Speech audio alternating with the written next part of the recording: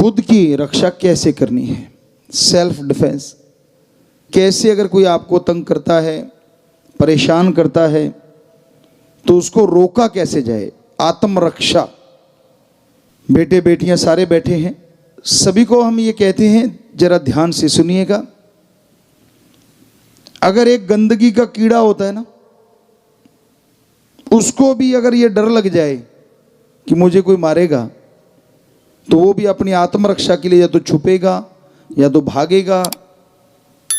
मधुमक्खी या तो काटेगी या तो दूर चली जाएगी। बिच्छू या तो डंक मारेगा या भाग जाएगा। सो हर प्राणी को भगवान ने आत्मरक्षा के लिए कुछ ना कुछ दे रखा है, और हम सबको जबरदस्त बॉडी के साथ ऐसा माइंड दे रखा है जो 84 लाख शरीरों में और किसी के पास नहीं है।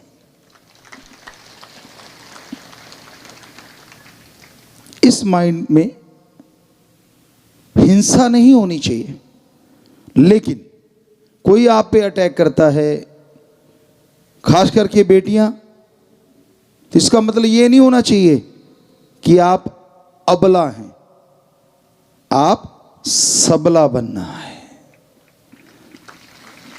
आपके अंदर मजबूती होनी चाहिए।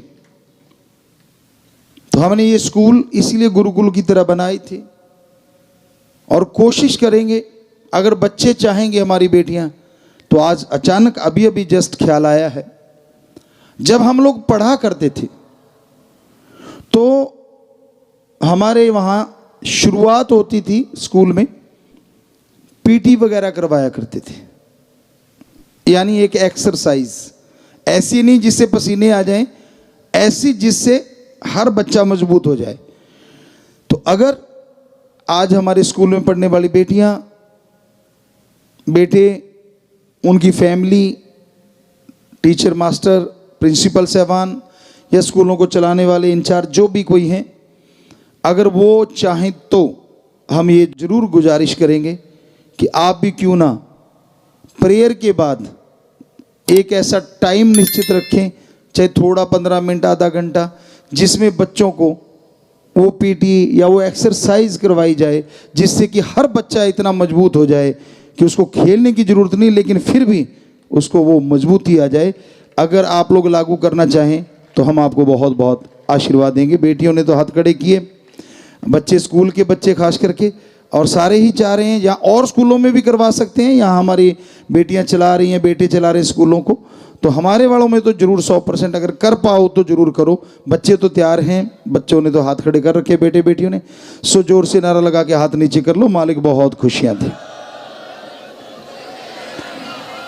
हमें लगता है बजाय कोई गनमैन साथ चले, क्यों ना हमारी बेटी ही गनमैन हो, मतलब इतनी मजबूत हो, इतनी मजबूत हो कि किसी की हिम्मत ही ना हो उसकी तरफ ऐसा देखने की। दूसरी बात, बेटियों, आप अपने इरादों में इतनी मजबूत बना करो। पहले भी हम अपने स्कूलों में, कॉलेजों में या कहीं बाहर भी यूनिवर्सिटियों में सत्संग करते थे तो ये जरूर कहते थे, खास करके इन अपने स्कूलों में जरूर कहा करते थे कि बेटा, जब आप घर से निकलते हो, शीशा देखते हो ना, आपको पता है कि आपकी शक्ल कैसी है। हमारे अकॉर्डिंग जिसकी आत्मा अच्छी है ना, उसकी शक्ल कैसी भी क्यों ना हो, बहुत ज्यादा सुंदर है। जो अच्छे नेक कर्म करते हैं वो अति सुंदर हैं, और जो गुरुमंत्र से जुड़े हैं वो बेइंतहा सुंदर है, चाहे वो बेटा है चाहे बेटी है। सो वहीं पे आते हैं, जैसे ही आप घर से निकलते हैं, शीशा तो हर कोई देखता है, बेटे भी देखते हैं, बेटियां भी। आप तैयार होते हैं, आपको आपकी शक्ल पता है, तो कोई लड़का या कोई ऐसा मिलता है, या कोई आपको कहता है कि आप तो परी लग रही हैं, आप तो फलां लग रही हैं, आप तो वो दिख रही हैं, आप तो फलां दिख रही हैं। बेटा, वो आपको बहलाना चाहता है, वो आपको यूज एंड थ्रो करना चाहता है, और कोई नहीं, आपका वही चेहरा है जो आपने शीशे में देखा था, उसमें कोई परिवर्तन नहीं आया। ये एक आदिकाल से चला हुआ तरीका है खास करके मर्द लोग ऐसा बोलते हैं ताकि औरत को फिसलाया जाए, बहकाया जाए। तो बिटिया, आप हमारी बेटियां हैं, ये आपसे जरूर चाहते हैं कि किसी की बातों में, किसी के बहकावों में मत आया करो। जब बेटी आगे से स्ट्रांग होगी ना, उसका रिएक्शन होना चाहिए कि भैया आप भी बड़े अच्छे लग रहे हो, दैट्स ऑल। पर साथ में भैया पे जरूर जोर देना, भैया। यकीन मानो लड़के की हिम्मत नहीं कि आपकी तरफ देख भी जाए कभी, और फिर भी देखता है तो स्ट्रांगली, आप मोम की गुड़िया नहीं बनना, बेटियां हो हमारी, अंदर से स्ट्रांग बनना है। यस। तो जब आप स्ट्रांग होंगे ना, किसी की हिम्मत नहीं कि आपकी तरफ कदम भी बढ़ा दे। लेकिन जब आप डगमगा जाती, वहां गड़बड़ होती है। ये 6 करोड़ 6.5 करोड़ बच्चे हो गए हैं, तो हमने अपने बच्चों में ये चीज देखी है, बहुत ही स्ट्रांग, गजब। तो ऐसे बनो आप। इसका मतलब ये नहीं है कि किसी को डराते फिरना है या किसी को हमने मारना है। हम अपनी बात सुनाते हैं, बच्चे बात कई बार पूछते होते हैं, पिताजी आप स्कूल में कैसे कैसे। उन टाइमों में हमें नहीं पता कैसा सिस्टम था, आजकल तो स्कूलों में दिखता ही नहीं। स्पेशली मार्शल आर्ट सिखाने आते थे, हाथों को मजबूत करने के लिए स्पेशली क्लासें लगती थी मार्शल आर्ट की। वो आया करते थे महीने में या 6 महीने में 2 बार 3 बार। तो वो आके सिखा के जाते थे लड़कों को, लड़कियों को कागज के फूल कैसे बनाने हैं, आर्ट एंड क्राफ्ट कह लो आज के अकॉर्डिंग, तो वो सिखाने आया करते थे। सो मतलब ऐसी चीजें बड़ी चला करती थी, कैसे हाथ को मजबूत करना है।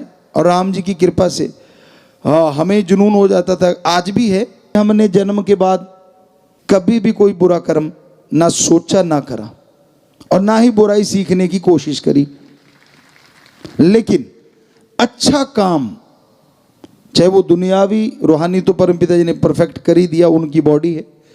पर आज भी दुनियावी अच्छा काम, चाहे वो बेटी को आता हो, चाहे वो बेटे को आता हो, आज भी हम स्टूडेंट हैं। अगर कोई करता दिख गया ना और हमें ना आता हुआ, तो हमें होता है कि अच्छा इसको देख लिया करते, वो काम हम ज्यों का त्यों लगभग 99.9% कर सकते हैं, क्योंकि आज भी हम स्टूडेंट हैं। तो ऐसे हर किसी को स्टूडेंट रहना चाहिए। तो हमने वो जैसे मार्शल आर्ट वाले आए और उन्होंने बताया, तो हमने तो वो शुरू कर दिया काम। वो कहने लगे जी ऐसे आप प्लेट तोड़ सकते हो पत्थर की। वो तो आपने शायद वीडियो भी देखा होगा एक, जिसमें हमने कई प्लेटें तोड़ते हैं हाथ से, आश्रम में आके भी तोड़ी थी। लेकिन हमने तो यहाँ तक राम जी की कृपा हो गई थी उस परमपिता परमात्मा की, कि इस हाथ से पक्की ईंट तोड़ देते थे। एक छोटी सी बात आपको सुनाते हैं, अपनी बड़ाई नहीं, हम तो खाकसार हैं, चौकीदार हैं। ये पहले कह दें, कोई सोचे अपनी बड़ाई कर रहे हैं। साईं शाह सतनाम शाह मस्तान, दाता का रहमो करम, उन्होंने बनाया ये जिस्म, उनके वचनों से बना ये शरीर। तो हाथ इतना ज़्यादा ये राइट हैंड मजबूत हो गया था कि एक बार एक हमारे टेलर रहा करते थे, बहुत पहले, 2 रहे हैं, एक पहले रहता था, उनकी बात करते हैं, पंजाब साइड से थे। तो हमने ईंट तोड़ी, उनको पता चला था कि हाँ ऐसा है। तो एक मशीन थी, उसका कंपनी का नाम भी हमारे ख्याल में, लेकिन नहीं बोलते, कल को कोई ऐसे कहेगा ये तो उसकी मशहूरी कर रहे हैं गुरुजी। तो कपड़े सिलने वाली मशीन, पुराने टाइम की, देगी टाइप होती थी, बड़ी मोटी सी होती थी। तो हम वैसे बातें कर रहे थे हंसते हंसते, हमें क्या लगा, यार तू ईंट तो तोड़ देता है, क्या तू मेरी मशीन तोड़ देगा? हमने कहा यार 3 मौके चाहिए, क्योंकि देगी और मोटी है, दिखने में दिख रहा था कि हाँ काफ़ी। हमने कहा 3 मौके चाहिए। कहता पक्का। हमने कहा चीखना मत। कहता नहीं चीखता। तो यंग एज थी, और हमने को यहाँ पे ऊपर उसके ना एक ऐसे तार सी लगी, मान लो कील लगा होता था जिसके ऊपर वो रील चढ़ती थी धागे वाली, तो हमने कहा इसको खोल दे, इस पे थोड़ी ना मारेंगे हम हाथ। उसको वो खुल जाती थी कई मशीनों की, तो वो खुल गई, साइड में रख दी। तो हमने मतलब ये नहीं कि परमपिता जी याद किया, वो तो उनके शरीर है, उससे तो फिर हवा से भी कर सकते हैं, लेकिन नहीं, एज ए ह्यूमन बीइंग।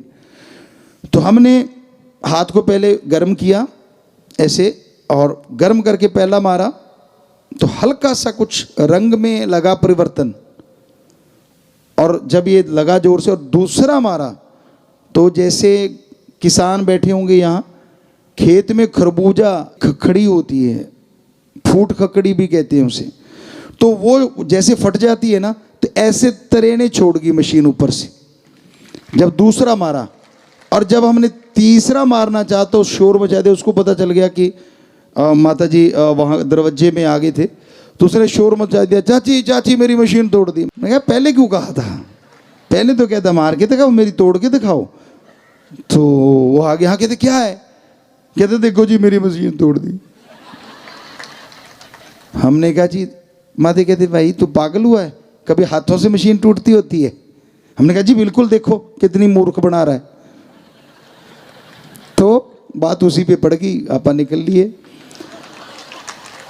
हमने कहा कस ले गज, कहता यार मार दिए मशीन मेरी तो बढ़िया। हमने कहा अभी तो तीसरा रह रहा है, ज़्यादा बोलना।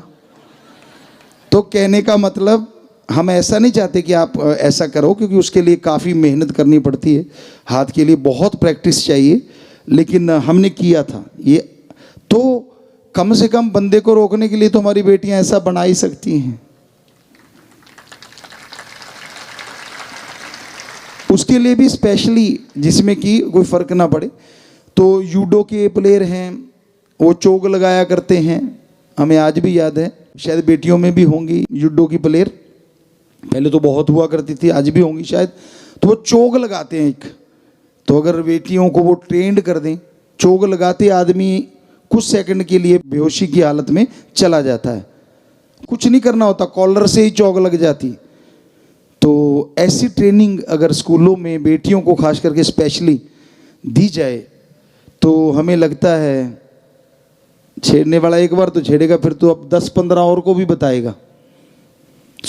कहने का मतलब, बजाय हम किसी और को देखें, क्यों ना खुद को इतना मजबूत कर लें।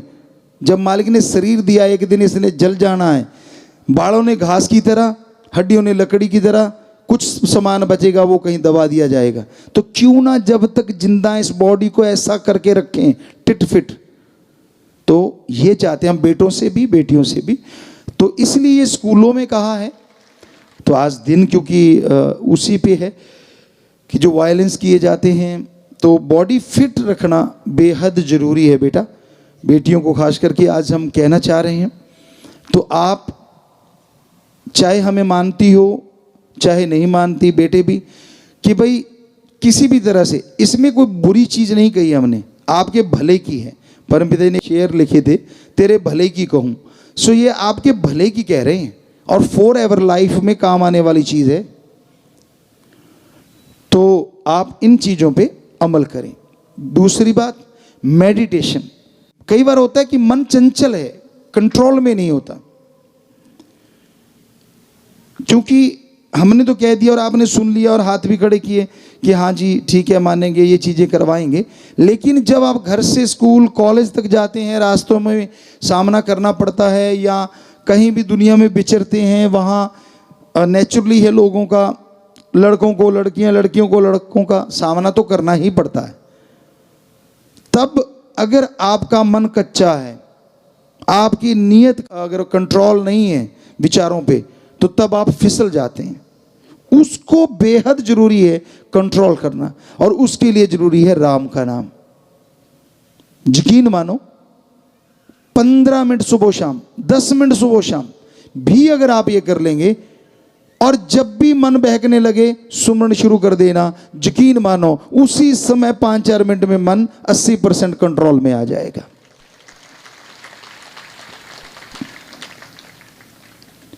बेटियों का आज का वो दिन मनाया जा रहा है, तो उसके अकॉर्डिंग आपको समझाया है। आपने बनना नहीं बनना वो तो आप मर्जी के मालिक हैं, पर अगर आप हमें पापा कहते हैं, as a father, as a mother, as a guru, रूहानी सूफी गुरु, हमारा फ़र्ज बनता है हम अपनी बेटियों को वो चीज़ बताएं जो पूरी ज़िंदगी उनके काम आए। तो बाकी मर्जी आपकी, मानो ना मानो, हमारी तरफ से कोई शराफ नहीं, दुआएं हैं कि आप जरूर माने और ज़िंदगी में सफलता की सीढ़ियां चढ़ते चले जाएं, बेटे भी और बेटियां भी। सबको आशीर्वाद आशीर्वाद आशीर्वाद।